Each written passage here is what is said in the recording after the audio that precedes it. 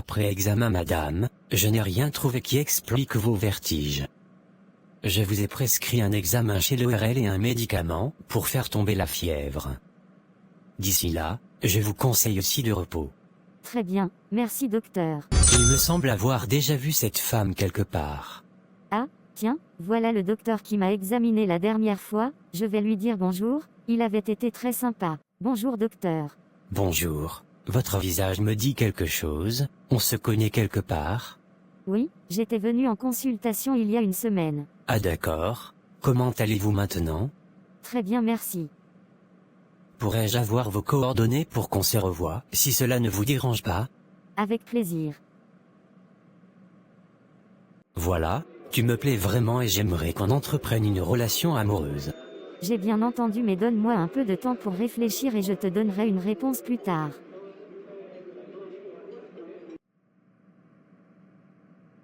Mais pourquoi te permets-tu de me toucher? Je trouve ça irrespectueux de ta part. Désolé, c'était pour rire.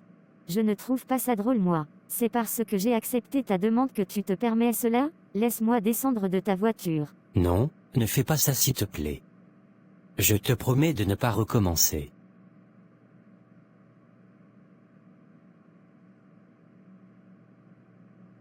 S'il te plaît ma chérie, viens avec moi dans la chambre.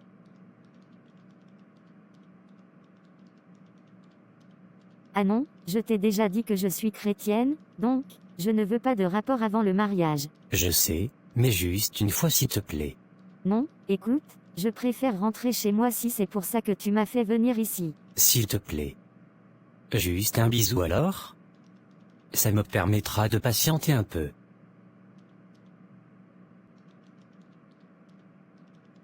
Je suis l'esprit d'impudicité qui agit dans la famille de cet homme. Parce qu'elle a accepté de l'embrasser, je vais lui mettre des pensées dans la tête. Car embrasser quelqu'un avant le mariage me donne accès à la vie de la personne. Et à ce moment-là, je la sature de pensées jusqu'à ce qu'elle tombe. Il avait l'air d'avoir vraiment envie tout à l'heure, et il n'a même pas insisté quand je lui ai dit non, au contraire, il m'a fait de la peine comment j'ai été agressive avec lui. Je devrais peut-être me faire juste une fois, histoire de le rassurer. Mais j'ai passé mon temps à lui dire que je ne coucherai pas avant le mariage. Il va maintenant commencer à lui offrir beaucoup de cadeaux pour corrompre son âme. La Bible dit dans Jacques 1 verset 14-15 mais chacun est tenté quand il est attiré et amorcé par sa propre convoitise.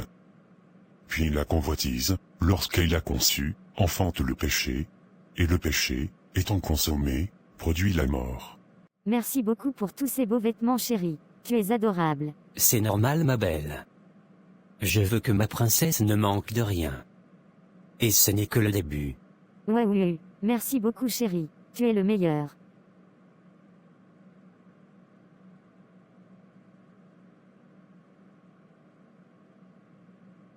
C'est étrange, je me sens redevable, il est si gentil et moi si dur envers lui. J'irai chez lui demain et je me donnerai à lui car je lui fais confiance, je sais qu'il va m'épouser. Maintenant elle est à moi. Elle ne pourra plus jamais sortir de mon emprise. Je l'utiliserai comme je voudrais désormais. Car, elle a une lumière dans sa vie que je voudrais éteindre. Chers frères et sœurs, notre Seigneur arrive bientôt, nous devons nous préparer. La Bible nous dit dans 1 Thessaloniciens 4, verset 3-7 ce que Dieu veut, c'est votre sanctification, c'est que vous vous absteniez de l'impudicité, c'est que chacun de vous sache posséder son corps, dans la sainteté et l'honnêteté, sans vous livrer à une convoitise passionnée, comme font les païens qui ne connaissent pas Dieu. Nous devons prier sans cesse pour rester dans la voie et être trouvés juste à son retour. Écoute, ça commence à mettre mal à l'aise cette situation. Quand est-ce que tu viens voir ma famille? Ne t'inquiète pas bébé, ça va venir. Ça va venir, c'est ce que tu me dis tout le temps. Je n'en peux plus d'attendre. Je t'avais dit que je ne voulais pas de rapport hors mariage, je l'ai fait pour te faire plaisir et maintenant tu ne me parles plus de mariage car tu as eu ce que tu voulais. Ne dis pas ça chérie, c'est juste que je me prépare pour bien faire les choses. Seigneur, je ne sais pas ce qui se passe, je n'arrête pas de penser à Hugo, pourtant je l'évite depuis plusieurs semaines maintenant car j'ai comme cette attirance physique à chaque fois que je le vois. Je ne comprends pas pourquoi. Oh non, c'est Hugo que je vois là, j'espère qu'il ne m'a pas vu. Bonjour, tu m'évites? Non. Je constate que tu as bloqué mon numéro. Mais pourquoi? Oui, écoute, je suis un peu gênée de ce qui s'est passé entre nous et je ne veux plus faire cela alors, j'ai préféré arrêter tout contact avec toi. Cela m'attriste vraiment. Est-ce qu'on peut se voir ce soir pour en discuter s'il te plaît? Juste, j'ai des choses à te dire. Depuis notre séparation, j'ai réfléchi. D'accord si tu veux. Voilà, je voulais te dire que je tiens beaucoup à toi et le fait que tu aies coupé tout contact m'avait beaucoup affecté. Je t'ai promis de t'épouser, laisse-moi juste le temps pour moi de valider quelques examens, s'il te plaît sois patient, et ne me bloque plus. Dis-moi simplement si tu ne veux plus que je t'appelle et je vais le respecter. Ok, j'ai compris. Alors, et si on allait chez moi, histoire de se retrouver un peu?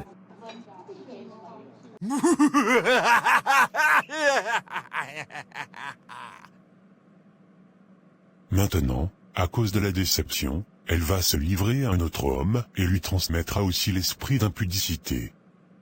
Car la Bible dit dans 1 Corinthiens 6 verset 16, « Ne savez-vous pas que celui qui s'attache à la prostituée est un seul corps avec elle? Car, est-il dit, les deux deviendront une seule chair. »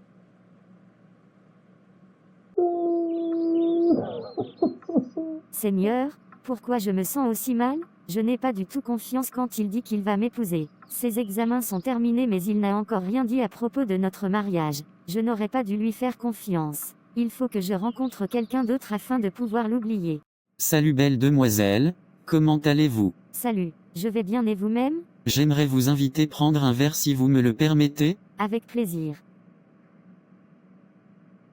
Cela fait plusieurs jours que je sors avec ce nouveau garçon mais je n'arrête pas de penser à Hugo. Il faudrait que nous ayons des rapports intimes afin que je l'oublie. Je sais, j'irai le voir cette nuit pour me donner à lui. J'ai fait une erreur en ayant une relation avec ce nouveau copain car il ne me traite pas bien. Il ne m'a jamais parlé de mariage et j'ai même découvert qu'il avait une autre copine. Je crois que je devrais retourner avec Hugo mon ex, lui au moins, il me faisait des cadeaux et je n'ai jamais entendu parler d'une autre copine dans sa vie. Je pense qu'avec un peu de patience, il pourra m'épouser. Oui, Hugo mon chouchou, tu sais vraiment comment traiter une femme. Il m'a acheté une nouvelle voiture, il est vraiment le meilleur. Plus jamais je ne vais penser à le quitter. Jamais, pas pour souffrir avec les hommes qui ne m'apportent rien. Même s'il ne m'épouse pas je vais rester avec lui. Après tout, c'est comme si on était déjà mariés. La Bible ne dit-elle pas que les deux s'attacheront et deviendront une seule chair? Le mariage, c'est juste une formalité, le plus important c'est qu'il m'aime sinon, il ne serait pas resté seul pendant ce temps où j'étais avec quelqu'un d'autre. Au contraire, c'est moi qui suis la fautive. J'ai voulu trouver mieux mais hélas. De toute façon, les histoires de sanctification là, je ne suis plus dedans. C'est pour les saints.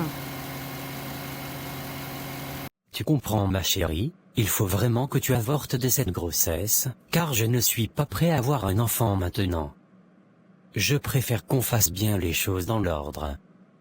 D'abord on se marie, et après on aura tout le temps pour en faire. S'il te plaît, comprends-moi. De plus c'est aussi pour ton bien. Que penseraient les gens si tu avais un enfant hors mariage? Tu t'imagines la honte. Tu promets que si je le fais, après cela tu vas m'épouser? C'est promis bébé, je prendrai le temps de m'organiser pour venir voir ta famille. Avant même la fin de cette année les choses seront faites. Plusieurs mois sont passés et Hugo m'a encore fait de fausses promesses. Cette fois-ci, je vais encore me trouver quelqu'un d'autre et je ferai tout pour qu'il m'épouse, pour que je ne retourne plus jamais avec lui.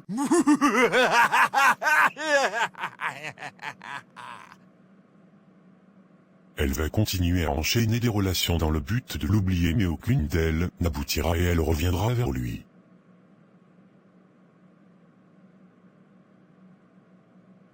S'il te plaît, pardonne-moi. Je n'aurais pas dû te quitter. J'ai fait une erreur. C'est parce que je t'en voulais de m'avoir menti.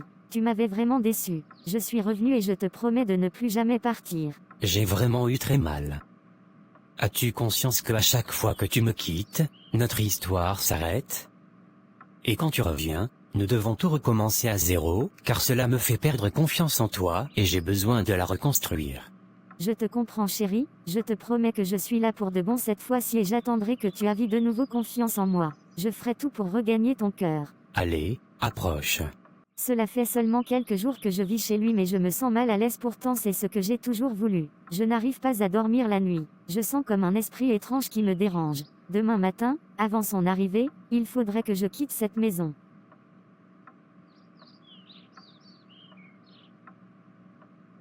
Voilà ma sœur ce qui m'arrive, j'ai quitté sa maison et depuis, je l'évite car je ne voudrais pas être tenté de retourner avec lui. Je me suis repenti et je ne veux plus retourner dans l'impudicité. Ok.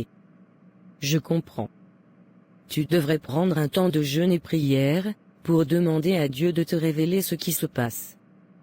La Bible nous dit dans Jérémie 33 verset 3 « Invoque-moi, et je te répondrai, je t'annoncerai de grandes choses, des choses cachées, que tu ne connais pas. » Elle dit aussi dans Romains 15 verset 1, « Nous qui sommes forts, nous devons supporter les faiblesses de ceux qui ne le sont pas, et ne pas nous complaire en nous-mêmes. » Donc, tu devrais aussi prier pour lui, car peut-être que lui-même n'est pas conscient de ce qui se passe dans sa vie.